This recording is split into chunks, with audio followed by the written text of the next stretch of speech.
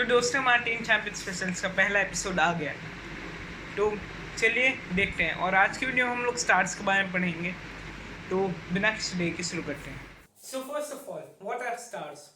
तो स्टार्स वो heavenly body होती है जो कि अपने अंदर एलिमेंट्स को जो है फ्यूज करती है और उसे हेवियर एलिमेंट बना के उससे क्या होता है कि एनर्जी निकलती है in the form of heat and light. Heat और लाइट के फॉर्म में एनर्जी एस्केप करती है और इस प्रोसेस को हम लोग कहते हैं न्यूक्लियर फ्यूजन। तो सबसे पहले जो है न्यूक्लियर फ्यूजन होता क्या है, यानी कि हम लोगों ने किसी एटम को किसी एटम के साथ मिलाया जिससे काफी ज्यादा इमेंस अमाउंट ऑफ एनर्जी निकली और हमें इससे एक हेवियर एलिमेंट मिल गया। तो न्यूक्लियर फ्यूजन स्टार्स में जनरली सबसे पहले होते हैं हाइड्रोजन को हीलियम बनाते हैं और हीलियम्स को और अलग हेवियर एलिमेंट बनाते हैं। तो ऐसे ही होता है हमारा न्यूक्लियर फ्यूजन, इससे हमारे स्टार्स की पूरी एनर्जी बनती है। चलिए हम लोग स्टार्स के टाइप की ओर बढ़ते हैं। तो हम लोग एक स्टार्स का स्केल ले लेते हैं। तो यहाँ पे एक हमारी अर्थ है, अर्थ एक स्टार है, बस एक ऐसे ही ले रहे हैं स्केल बनाने के लिए आपको। फिर हम लोग जुपिटर को लेते हैं और जुपिटर के बाद आता है हमारा ब्राउन ड्वार्फ। ब्राउन ड्वार्फ वो स्टार्स होते हैं जो कि ना ही दोनों कैटेगरी में से किसी भी कैटेगरी में नहीं आते, यानी कि वो स्टार्स भी नहीं होते हैं और वो प्लैनेट भी नहीं होते। ब्राउन ड्वार्फ होता है जिसका 13 से 80 जुपिटर मास होता है और इनका ज्यादा मास होने पर ये हमारे नेक्स्ट कैटेगरी में आते हैं रेड ड्वार्फ। चलिए इसके बारे में आगे जाते हैं। तो रेड ड्वार्फ वो स्टार्स होते हैं जिनके पास जस्ट इनफ मास होता है कि वो हाइड्रोजन को फ्यूज कर सके।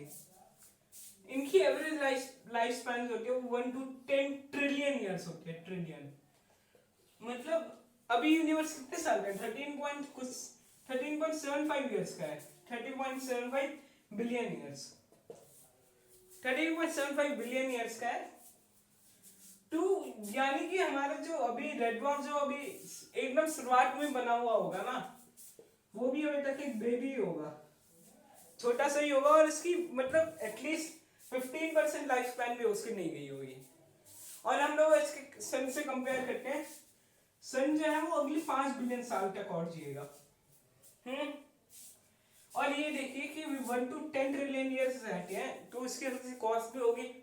ये एकदम डिम चमकते हैं, बहुत ज्यादा कम, यानी कि हमारे 20 से 30 स्टार्स जो है करीब करीब जो हमारे अर्थ के करीब है वो शायद रेड ड्वार्फ है, लेकिन आपने कभी भी आसमान में देखा नहीं होगा। इतनी कम शाइन करते हैं ये, तभी इसकी लाइफ स्पैन जो होती है इतनी ज्यादा होती है।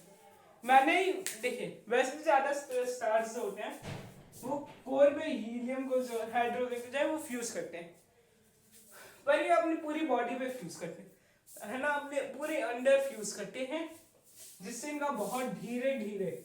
और हाइड्रोजन जैसे स्टार नॉर्मल स्टार्स होते हैं वो हाइड्रोजन को पहले हीलियम में बनाते हैं और हीलियम को फिर आगे बढ़ाते हैं। ये हाइड्रोजन और हीलियम दोनों को एक साथ ही फ्यूज कर रहा होता है।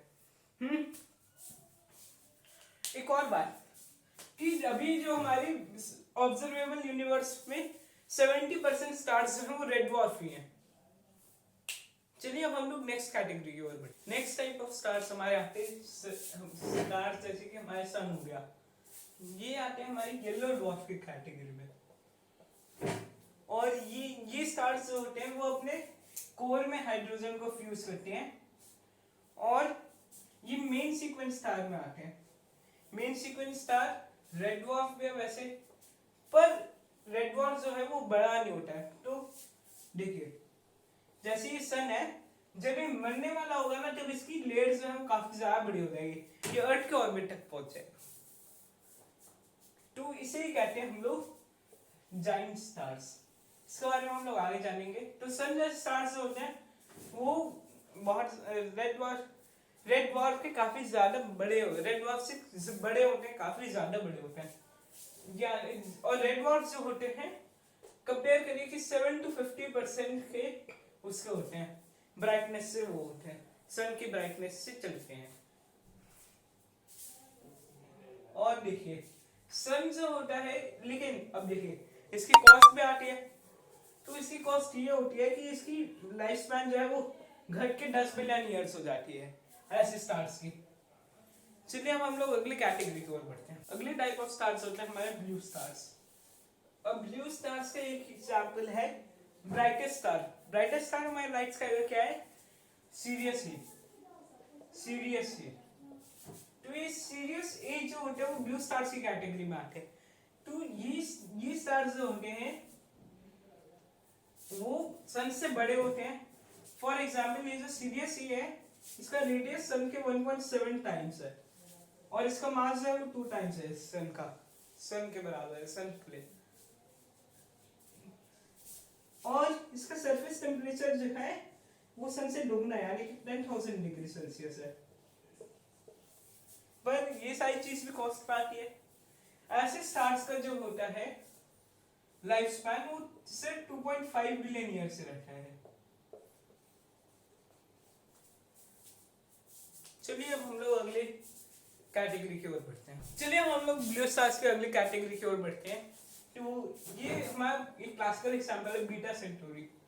Beta Centauri is a group of 2 stars है, इन्हें हम लोग बाइनरी स्टार सिस्टम कहते हैं, अल्फा सेंटोरी और बीटा सेंटोरी।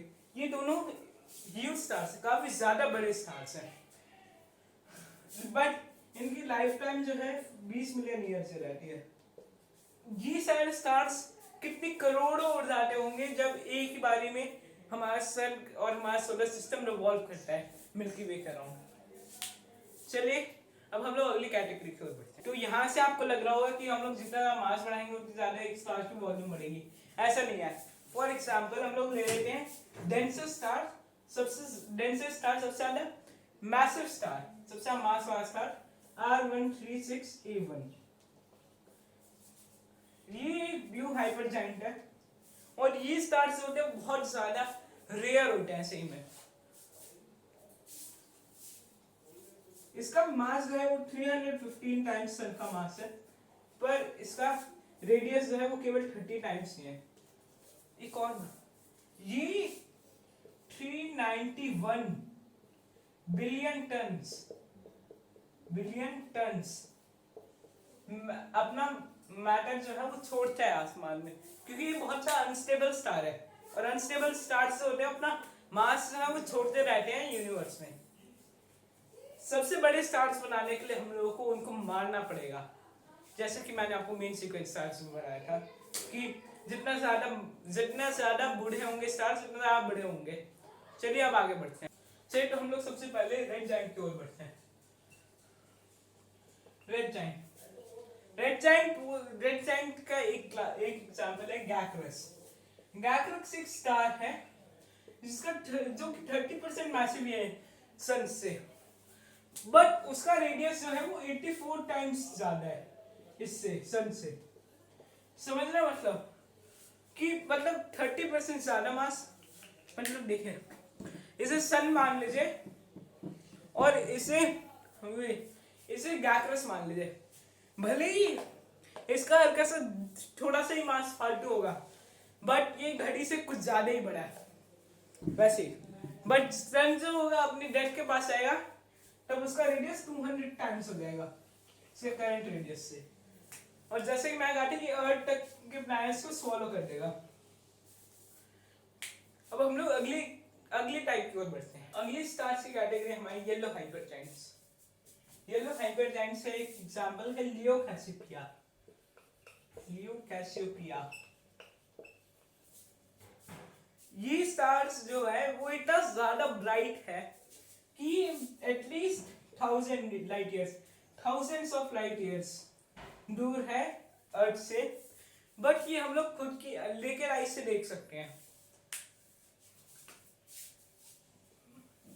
इसका मास जो है वो 40 टाइम्स है सन से, और रेडियस जो है वो 500 टाइम्स है, पर इसकी ब्राइटनेस काफी ज्यादा है। इसकी ब्राइटनेस जो है वो 5 लाख टाइम्स है सन से, इसलिए हम लोग देख सकते हैं इसे, माना कि ये 1000 लाइट ईयर्स दूर क्यों नहीं। बट येलो हाइपर जाइंट्स होते हैं वो बहुत ज्यादा रेयर होते हैं। हम लोगों ने अभी तक सिर्फ 15 ही देखे हैं।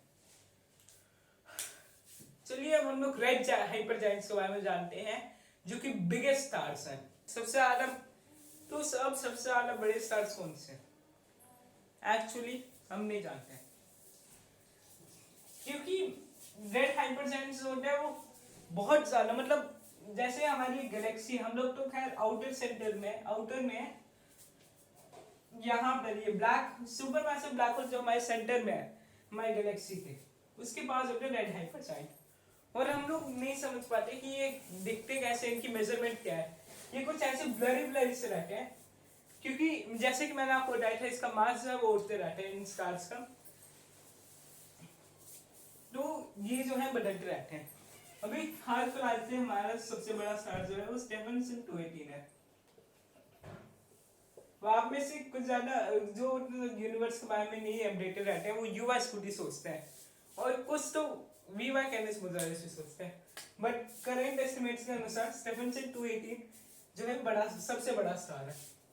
रेड हाइपर जायंट की टिपिकल लेंथ जो होती है वो तो 1500 सोलर रेडियाई होती है। आप सोच रहे हैं 1500 टाइम्स, और स्टेफनसन 218 की है 2150 टाइम्स सोलर रेडियाई। सन से कंपेयर करेंगे तो क्या ही है, बट जब हमारी मेजरमेंट्स अगर इम्प्रूव होगी तब हमारी साइंस डेवलप होगी और हम लोग समझ पाएंगे अच्छे से कि सबसे बड़ा स्टार कौन है। तो हमारे 3 चैंपियंस स्पेशल के पहले एपिसोड के बस में, अब मिलते हैं अगली वीडियो में।